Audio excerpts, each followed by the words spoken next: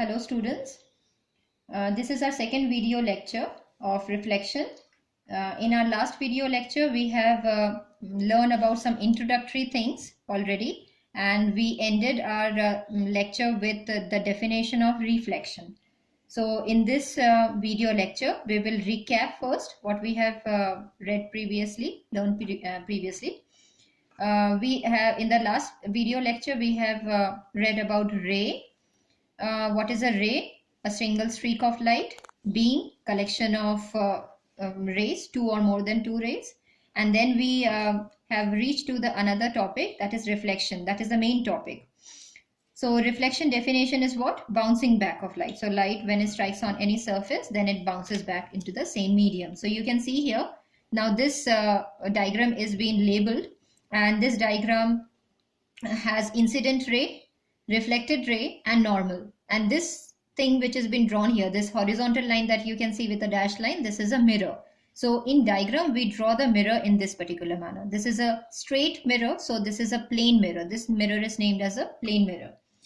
The next we will be starting with the laws of reflection, which also you have already read in your previous class. Laws of reflection. So the first law says what? The first law of reflection says, I'm writing it in this short form, in this symbolic manner. Don't write in this manner in your examination. This should be written in the statement form only. The angle of incidence, that means this angle, which is formed between the normal and the incident ray. This incident angle of incidence is always equal to the angle of reflection. And where this angle is formed, this is a very common question which is generally asked in the examination, that where is this angle formed? The angle I will be formed between which two things? It will be formed between the mirror and the incident ray, or between the normal and the incident ray. So the answer is, it will be formed always between the normal and the incident ray. And similarly for the reflected ray, angle of reflection also. These two angles are always equal, irrespective of what type of surface you have.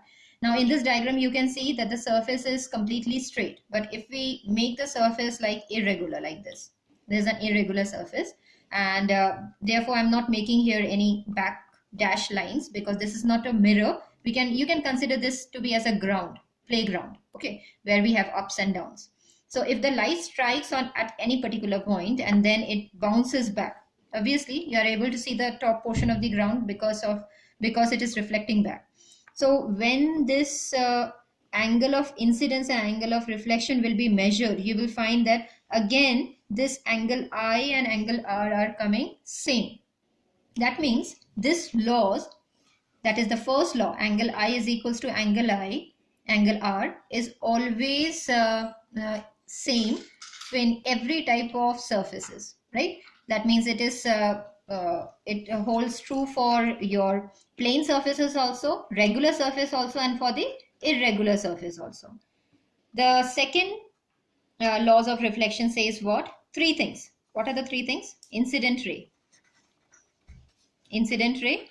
then the second one, normal, and the third thing that you can see in this diagram, the third ray, that is the reflected ray. And where these three are meeting? These three are meeting here at the point of incidence. So incident ray, normal, and point of incidence, all